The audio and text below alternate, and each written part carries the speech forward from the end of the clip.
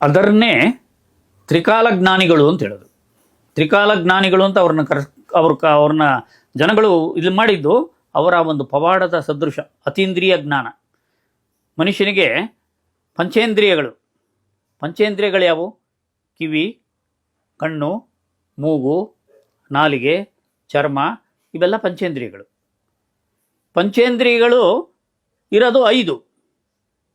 ಅತೀಂದ್ರಿಯ ಶಕ್ತಿ, 6ನೇ ಇಂದ್ರಿಯ ಕೆಲಸ ಯಾರಿಗೆ ಗೋಚರ ಆಗುತ್ತೋ ಅವನು ತ್ರಿಕಾಲಜ್ಞಾನಿ ಆಗ್ತಾನೆ. 6ನೇ ಇಂದ್ರಿಯ ಶಕ್ತಿ ಯಾರಿಗೆ ಗೋಚರ ಆಗುತ್ತೋ ಅವ್ರನ್ನ ಕಾಲಜ್ಞಾನಿಗಳು ಅಂತ ಕರೀತಾರೆ. ಎಲ್ಲರೂ ಆಗಕ್ಕಾಗಲ್ಲ. ಎಲ್ಲರೂ ವಿಜ್ಞಾನಿಗಳಾಗಕ್ಕಾಗಲ್ಲ.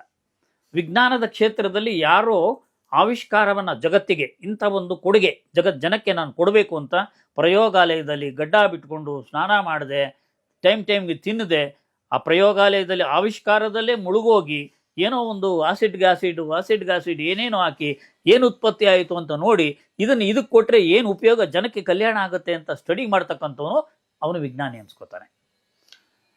ಧ್ಯಾನದಲ್ಲಿ ಕೂತು ಅಗೋಚರ ಶಕ್ತಿಯನ್ನು ಆರಾಧಿಸ್ತಾ ಅತೀಂದ್ರಿಯ ಜ್ಞಾನವನ್ನು, ಯಾರಿಗೂ ಗೋಚರ ಆಗ್ತಿರ್ತಕ್ಕಂಥ ವಿದ್ಯೆಯನ್ನು ಯಾರು ಕಲಿತಾನೋ ಅವನು ಕಾಲಜ್ಞಾನಿ ಆಗ್ತಾನೆ. ಎಲ್ಲರೂ ಕಾಲಜ್ಞಾನಿಗಳಾಗಕ್ಕಾಗಲ್ಲ, ಎಲ್ಲರೂ ವಿಜ್ಞಾನಿಗಳು ಆಗಕ್ಕೆ ಸಾಧ್ಯ ಇಲ್ಲ. ಹಂಗಾಗಿ ನಾನು ಆಗಲೇ ಹೇಳಿದೆ, ನಮಗೆ ಜ್ಞಾನದಿಂದ ವಿಜ್ಞಾನವೇ ಹೊರತು ವಿಜ್ಞಾನದಿಂದ ಜ್ಞಾನ ಅಂತೂ ಖಂಡಿತ ಅಲ್ಲ.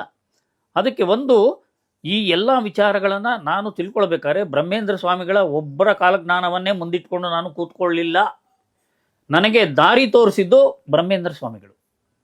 ಅವರ ಒಂದು ಕೃಪೆ, ಅವ್ರನ್ನ ಅಗಾಧ ಪ್ರಮಾಣದಲ್ಲಿ ನಂಬಿದೆ.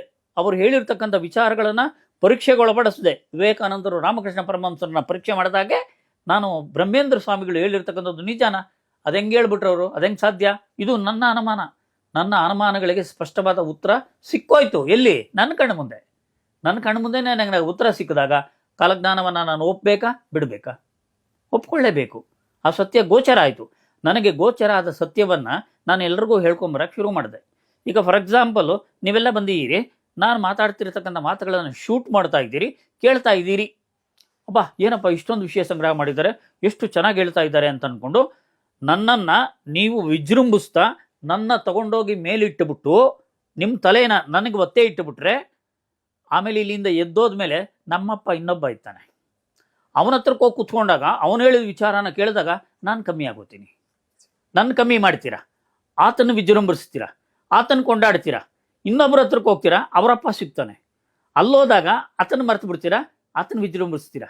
ಹಿಂಗೆ ಪ್ರತಿಯೊಬ್ಬರಿಗೂ ನಮ್ಮ ತಲೆನ ತಗೊಂಡೋಗಿ ನಾವು ಏನೋ ಒತ್ತೆ ಇಡೋದು ಅಂತೀವಲ್ವ, ಈ ಮನೇನ ಲೀಸ್ಗೆ ಹಾಕ್ಕೋತೀವಲ್ಲ, ಹಂಗೆ ನಮ್ಮ ಮೈಂಡನ್ನು ಇನ್ನೊಬ್ಬರಿಗೆ ಲೀಸ್ಗೆ ಹಾಕ್ಕೊಂಡೇ ಹೋಗ್ತಾ ಇದ್ರೆ ನಾವು ಸತ್ಯವನ್ನು ಯಾವತ್ತೂ ಅರ್ಥ ಮಾಡ್ಕೊಳಕ್ಕಾಗಲ್ಲ. ಎಲ್ಲರೂ ಹೇಳಿದ್ದು ಕೇಳಬೇಕು. ಎಲ್ಲರೂ ಹೇಳ್ತಿರ್ತಕ್ಕಂಥ ವಿಚಾರಗಳಿಗೆ ಪೂರಕವಾದ ಘಟನೆಗಳು ನನ್ನ ಸುತ್ತ ನಡೀತಾ ಇದೆಯಾ ಅಂತ ಪರೀಕ್ಷೆ ಮಾಡಿ ಕಂಡ್ಕೊಳ್ಳೋ ಸತ್ಯ, ನೀವು ಕಂಡ್ಕೊಳ್ಳೋ ಸತ್ಯನೇ ಸತ್ಯ, ನಾವು ಹೇಳಿದ ಸತ್ಯ ಅಲ್ಲ. ಇದು ಬರಬೇಕು. ಆ ಅನುಭವ ಪರೀಕ್ಷೆ ಮಾಡೋರ್ಗೆ ಬಂದಾಗ ಕಾಲಜ್ಞಾನ ಖಂಡಿತ ನಿಜ ಆಗುತ್ತೆ.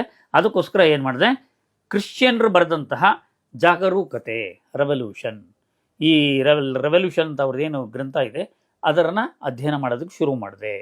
ಕ್ರಿಶ್ಚಿಯನ್ ಮತದಲ್ಲಿ ಯೇಸು ಕ್ರಿಸ್ತನ ಇದರಲ್ಲಿ ಭವಿಷ್ಯವಾಣಿಗಳು ಏನು ಹೇಳ್ತಾರೆ, ಅವರು ಏನು ಹೇಳ್ತಾರೆ, ಒಬ್ಬ ಬಿಳಿಯ ಕುದುರೆಯ ಮೇಲೆ ಬಿಳಿಯ ವಸ್ತ್ರಧಾರಿಯಾದ ಒಬ್ಬ ವ್ಯಕ್ತಿ ಈ ಜಗತ್ತನ್ನು ಕಾಪಾಡೋದಕ್ಕೆ ಬರ್ತಾನೆ ಅಂತ ಅವರು ಹೇಳ್ಕೊತಾರೆ.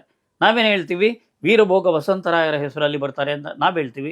ಇನ್ನೊಬ್ಬರು ಹೇಳ್ತಾರೆ ಕಲ್ಕಿ ಬರ್ತಾನೆ ಅಂತ, ಇನ್ನೊಬ್ಬರು ಹೇಳ್ತಾರೆ ಅಚ್ಯುತಾನಂದ ದಾಸರು ಹೇಳ್ತಾರೆ ಶ್ರೀಕೃಷ್ಣ ಪ್ರಭು ಬರ್ತಾರೆ ಅಂತ ಹೇಳ್ತಾರೆ, ಶರಣರು ಹೇಳ್ತಾರೆ ಚನ್ನಬಸವಣ್ಣ ಬರ್ತಾನೆ ಅಂತ ಹೇಳ್ತಾರೆ.